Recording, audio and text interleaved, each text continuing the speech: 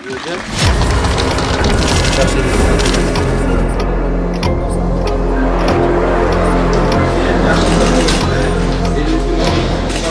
qanday bir mamleketlik büdjetten же mamleketlik ishxonalardan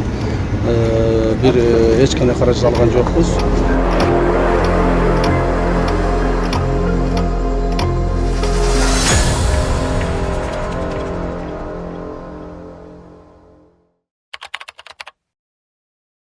Город Чолпон-Ата – неформальная курортная столица Иссык-Кульской области. Рекламные буклеты обещают лучшие пляжи с хорошо развитой инфраструктурой туризма. Летом численность населения достигает 200 тысяч человек. Все остальное время года около 12 тысяч постоянных жителей. И именно в Чолпон-Ате глава Госкомитета национальной безопасности ГКНБ Камчебек Ташиев 4 ноября 2021 года открыл новый жилой дом для сотрудников своего ведомства. Грозную аббревиатуру ГКНБ в Кыргызстане не всякий осмелится лишний раз произносить вслух. Это организация правопреемница советского КГБ. В нашей истории 4 буквы этой аббревиатуры будут звучать часто. Новый жилой дом – это уже 6-е по счету новое здание для чекистов с момента прихода новых властей, официально открытое. За день до этого тот же глава ГКНБ открыл еще один жилой дом в крупном иссык-кульском селе Кызылсу на противоположном берегу озера.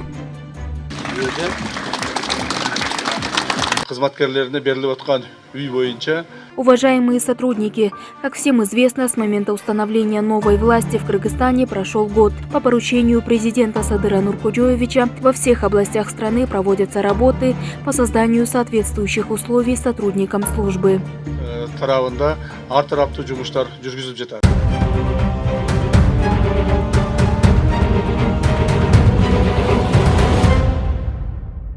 Карта 2GIS, и вот мы едем по улице Исы Ахунбаева, город Чолпон-Ата. Проезжаем, как вы видите, забор. Это управление ГКНБ в городе Чолпон-Ата. Если мы смотрим по карте 2GIS, здесь этого объекта нет. То есть мы видим, что здесь пустой объект. Вот. Есть объект под номером 8/1. Смотрим, что это. По карте 2GIS, организация в здании одна. Смотрим, что это. Управление МЧС города Чолпон-Ата. То есть объект совершенно не относящийся к ГКНБ. Далее у нас начинается непосредственно наш объект. Это дом, жилой дом сотрудников ГКНБ. Его тоже нет на карте 2GIS. Здесь просто пустое место, пустырь. Насколько мы можем предполагать сейчас, объекты ГКНБ вообще не отражаются на картах 2GIS.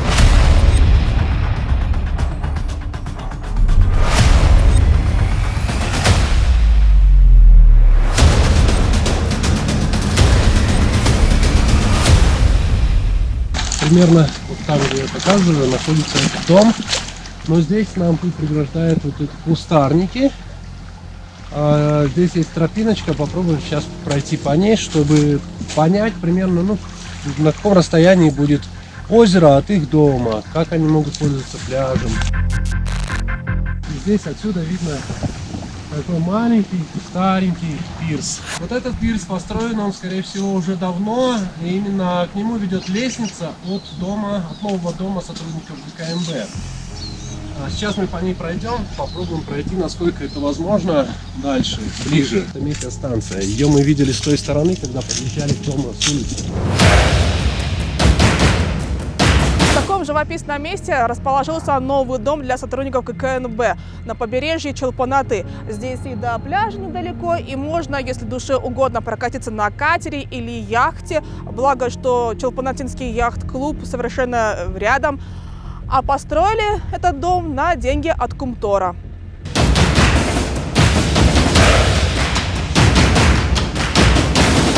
Не просто дом, а настоящая усадьба в максимально разрешенной близости к озеру, чуть больше 100 метров. К двухэтажному особняку на 4 квартиры прилегает участок в 15 соток. По проекту здесь предусмотрена детская площадка, небольшой сквер для прогулок и прямой выход к пляжу. Строительство дома обошлось ровно в 7 миллионов 540 тысяч 200 сомов. Это почти 90 тысяч долларов по курсу того времени. Тендер выиграла ОСО «Боец-Джаштары», а заказчиком выступил Иссык-Кульский фонд развития. Именно эта организация в марте 2021 года объявила тендер на строительство дома для сотрудников ГКНБ на деньги, полученные от Кумтора.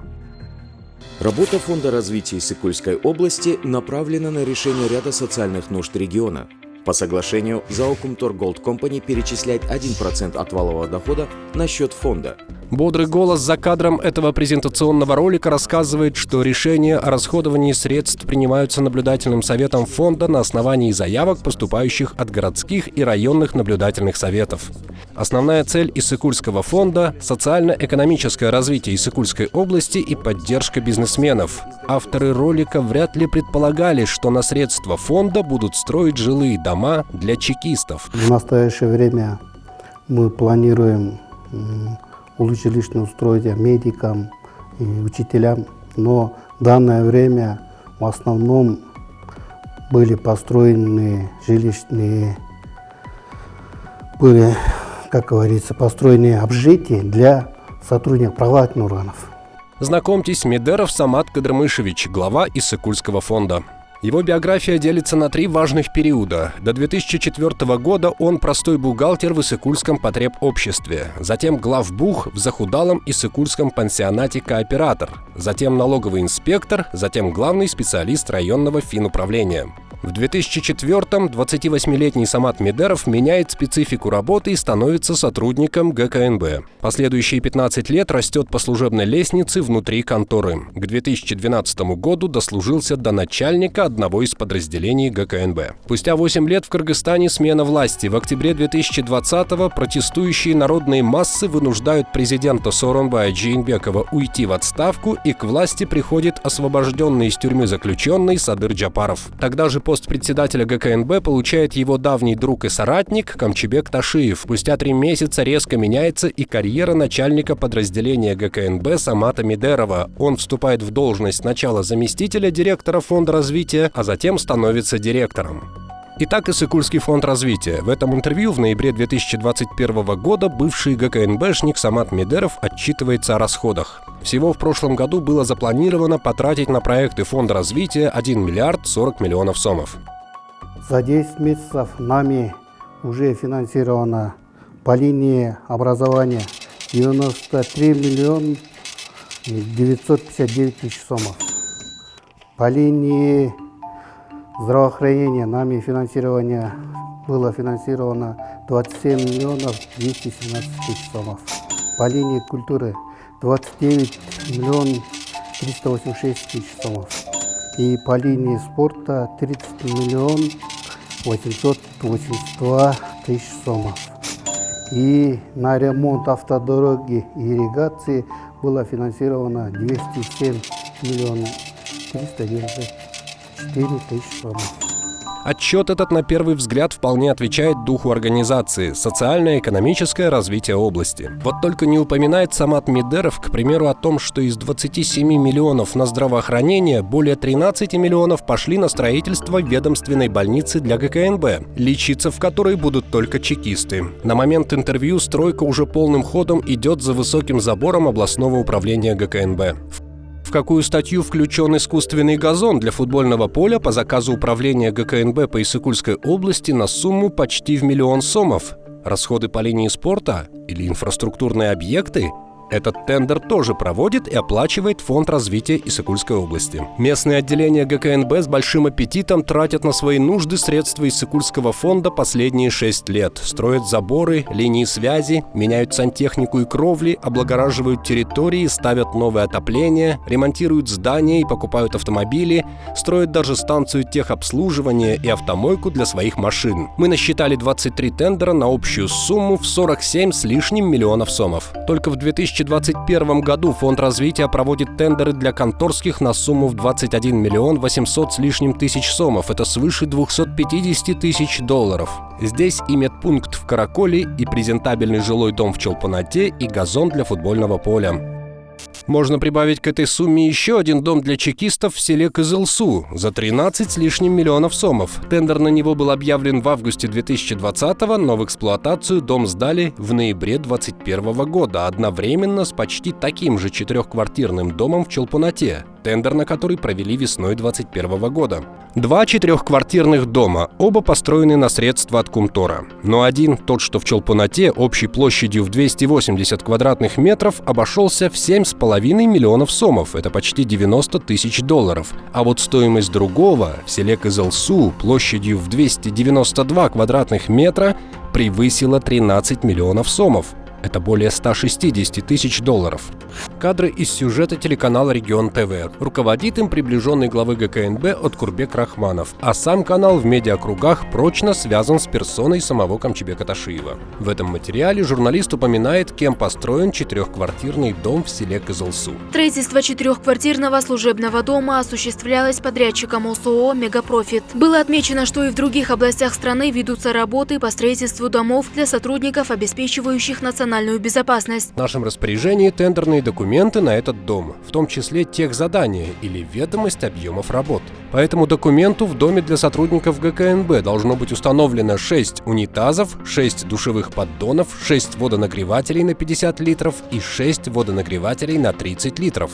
То есть по проекту дом был рассчитан на 6 квартир, но по факту построены только 4. При этом Иссыкульский фонд развития в ответ на наш запрос подтверждает, подрядчику реально предусмотрели к выплате те самые 13 с лишним миллионов сомов, которые были заявлены в тендере. Аналогичный дом в Чолпонате на 4 квартиры оказался почти в 2 раза дешевле – 7 миллионов 540 тысяч сомов. И там 4 квартиры, а разница в $70 тысяч.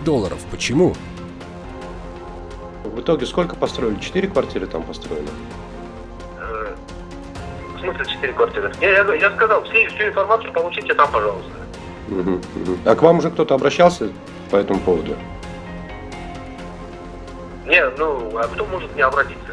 Кто должен не обратиться? Я не должен и не обязан вам... Нет, я с вами согласен, да, это как бы... Да, вот да. на том конце провода я не знаю. Да, я с вами согласен. Да, и теперь каждый мне будет звонить, я буду за каждый шаг отчитываться. Да. Вы тоже, наверное, правильно понимаете. Так что обратитесь, есть в интернете данные этого фонда развития.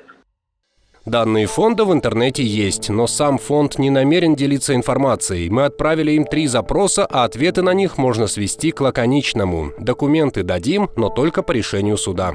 Дирекция по управлению Фондом развития Иссыкульской области. Фонд работает исключительно в рамках плана, утвержденного областным наблюдательным советом. Дирекция по управлению Фондом развития Иссыкульской области не вправе и не может предоставить указанные в запросе сведения. Дирекция по управлению Фондом развития Иссыкульской области сведения предоставляются на основании решения суда.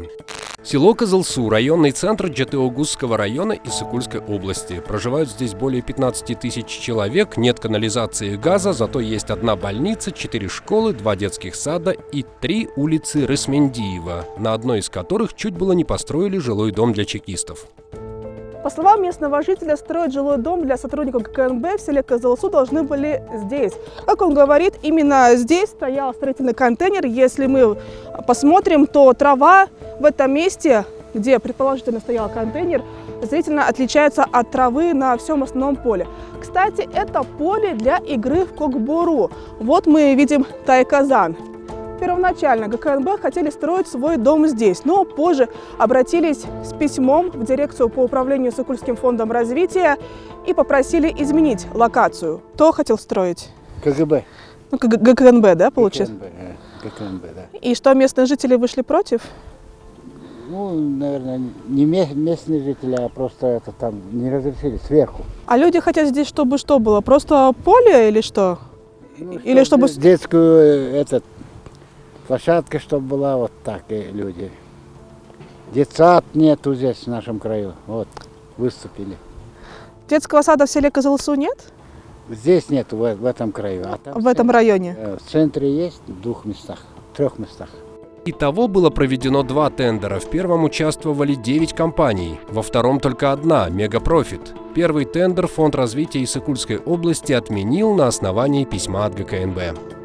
Письмо от ГКНБ от 10 февраля 2020 года за номером 06/35 директору дирекции по управлению Иссыкульским фондом развития Тойгоналиеву А.С. от начальника РО УГКНБ КР по Иссыкульской области Табалдиева. В адрес Житеогузского РО УГКНБ КР по Иссыкульской области обратилось руководство Аилы Кмыту и Аильного Кенеша Кызылсуйского Аильного Аймака с предложением произвести обмен земельного участка, где планировалось строительство жилого дома для сотрудников Госкомитета, на другой, находящийся в центральной части села Кызылсу, в районе здания военного комиссариата. В новый проект предложили включить расходы на строительство капитального забора из пескоблока, а также на установку системы видеонаблюдения. Проектно-сметную документацию изменили, а новое место оказалось не хуже прежнего. Правую руку от нас 3-метровый примерно по высоте забор нового дома для сотрудников ГКНБ. Сам дом не видно отсюда, настолько высокий забор. То есть видно чуть-чуть, немножко видно крышу дома. По карте здесь мы видим пустая территория. Что-то вроде парковой зоны возможно, потому что здесь видно насаждения, какие-то деревья. А вот то, что находится с правой стороны, новый забор, жилой дом ГКНБ, его нет ни на карте Гугла, ни на карте 2GIS. При этом мы видим, что забор тянется через весь квартал. Дом находится напротив местного военкомата, рядом с мечетью. В собственность ГКНБ этот участок перешел на основании решения суда в апреле 2020 года, за 5 месяцев до объявления тендера на строительство дома. В Чолпонате ГКНБ получил участок в феврале 2019 года. Ранее земля была в частной собственности, но суд решил, что владелец получил ее вне очереди и тем самым нарушил права других граждан. Участок отобрали, но в итоге землю получили не другие граждане, стоящие в очереди, а ГКНБ. Напряжение регулирую все вручную. Автоматика не работает, вот вольтметр не работает. Все смотрим, вот. Все вот вручную идет. Вот. Вручную кручу, здесь вот регулируется напряжение, ток. Александр Нинахов работает рентгенологом в Тюбской территориальной больнице вот уже 48 лет. Из них 35 вот с этим аппаратом, единственным на весь Тюбский район. Один рентген-аппарат на 65 тысяч человек. Это у нас списанная аппаратура была, вот оттуда вытащил, вот это вот на крючке вот повесили. И все самодельное. Так что. И вот один снимок черный идет, второй белый. Один качественный, другой некачественный. Ну вот просто я уже 48 лет работаю рентгенологом. Уже, как говорится, на нюх, на запах. Один рентген-аппарат на 65 тысяч жителей Тюбского района. Когда не работает, надо ехать на рентген в Каракол, а это 30 километров пути. Если начнется новая волна пандемии, будет очень тяжело и пациентам, и врачам. Сотрудники больницы неоднократно пробовали обращаться во все инстанции, но единственное, чего добились, это портативный аппарат от Минздрава, который оказался не совсем тем, что нужно. Пробовали обращаться и в Иссыкульский фонд развития. Ну, мы писали через Акимят. Эти письма где-то в Акимяте, в архиве должны быть. Это был 2004, 2008 при президенте Бакиеве. При каждом президенте же писали. При Акаеве писали. И говорите, 2 года назад тоже писали в фонд развития. Два года назад я не писал, это писала главный врач. Это мы снимали в ноябре 2021-го, показали в наших соцсетях. По состоянию на июнь этого года нового рентгенаппарата жители Тюбского района так и не дождались. Перед Новым годом приходили из самого Кумтора и обещали все же купить. Несмотря на то, что в области действует целый фонд развития, в положении о деятельности которого значится в том числе закупка товаров и услуг, укрепление материально-технической базы сферы здравоохранения. При этом на нужды чекистов за последние 5 лет Фонд развития Иссыкульской области потратил почти 50 миллионов сомов. Причем большую часть из них, 21 миллион, только за 2021 год. Суммарно это более $500 000. Для районных управлений ГКНБ по Иссыкульской области Фонд развития покупал ковры и дорожки с шелковым ворсом, холодильники, стиральные машины, плазменные телевизоры, люстры, офисные пятигоршковые, машину ВАЗ-Нива белого цвета, столы и кресла для руководителя, фотоаппарат с видеокамерой, журнальный стол стеклянный, кровать, мягкую мебель «Париж», цвет коричневый, тройка. А еще ремонтировал здания, столовые и залы для тренировок чекистов, строил станцию для обслуживания и мойки автотранспорта управления ГКНБ. Затраты на чекистов возросли в 2021 году, когда фонд начал строить жилые дома для них. Из положения о Фонде развития Иссыкульской области. Основной целью фонда является софинансирование приоритетных инициатив местного сообщества, городов и аильных аймаков Иссыкульской области, направленных на создание благоприятных условий для социально-экономического развития территории и образования бюджетообразующих бизнес-проектов.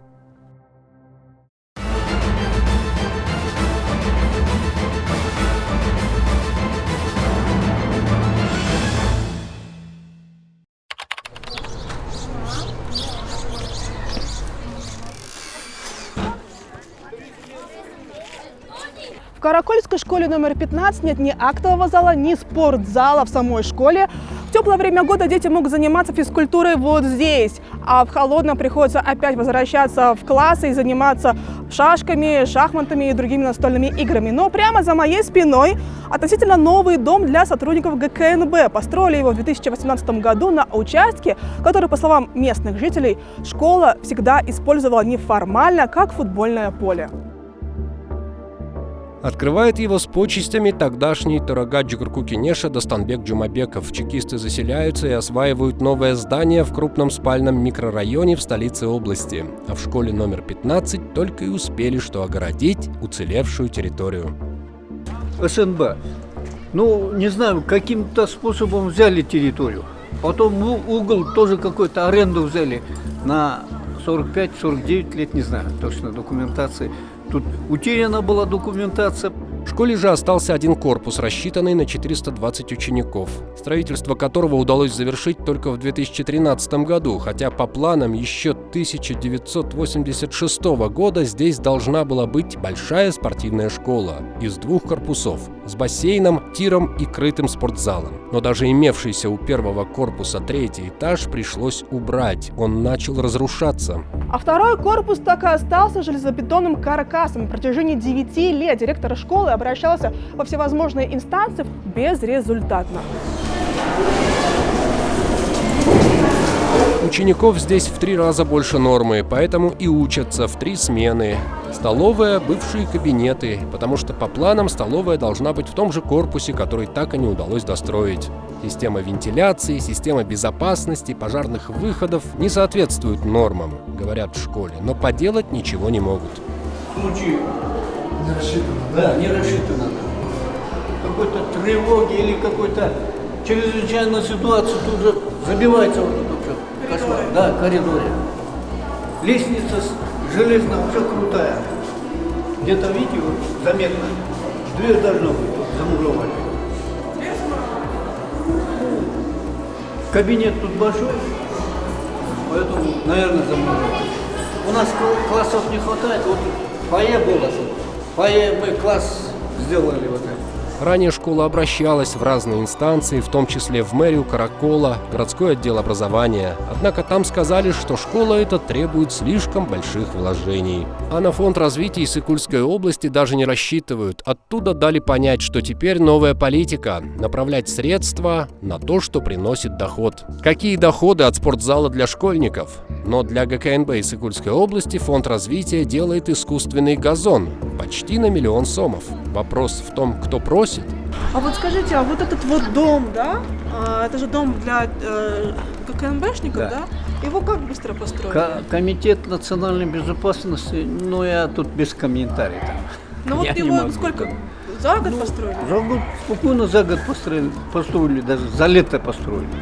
Всего же по числу аварийных школ, их 32, Иссыкульская область занимает почетное 3-е место по Кыргызстану. И это при наличии фонда и выделении дополнительных внебюджетных средств на социальное развитие, внушительная часть которых тратится именно на образование. Иссыкульский фонд развития мы в свое время мониторили, и оказалось, что денежные средства, которые выделяются ежемесячно в большом количестве, расходуются не так, как нужно. Очень много школ после того, как построили, оказались приняты или недостроены, и оказались в таком состоянии, что их необходимо было достраивать или заново ремонтировать. Очень много было возбуждено уголовных дел, я знаю. именно по фонду развития в отношении сотрудников. Но по настоящее время, я бы хотел сказать, за 30 лет работы Кумтура еще ни один полпред из Сокольской области не понес наказание за работу фонда развития. Ни одно лицо не осуждено за незаконную деятельность и применение коррупционных механизмов через фонд развития Соколя.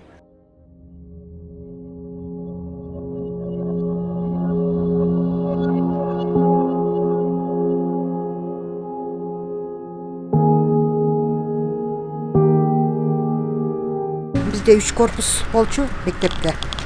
Бирөөсү эң биринчиси 67-жылкы авариялык абалга келген, фундаментинен трещиналар кеткен, кабинеттерден кеткен, шифрлары потологу такыр эле кыйшайып эме болуп калганда.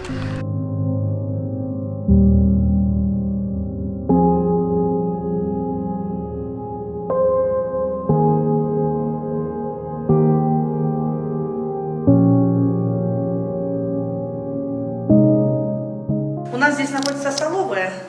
Дети после обеда у нас по одному здесь заходят, чтобы не провалиться туда, потому что у нас уже пол уже гниет все. Мы вот сверху вот эти доски положили, чтобы они не провалились.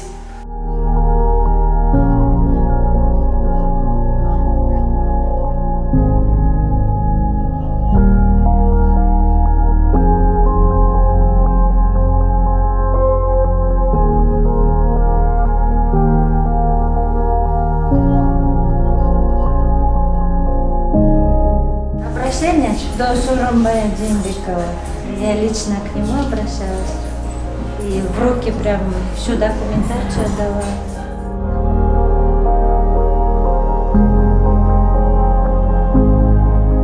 Прям в этом месте он рухнул, да, вот здесь. Вот это место здесь просто подремонтировали. Получилось так, что вот здесь тоже ученик сидел, и прям ученикам даже на голову чуть-чуть. 2 года назад было, но ежегодно это выпадает, почти ежегодно это получается. И черви падали на голову, и потолок падал на голову, и прям, я же говорю, вот страшно, это тоже очень страшно.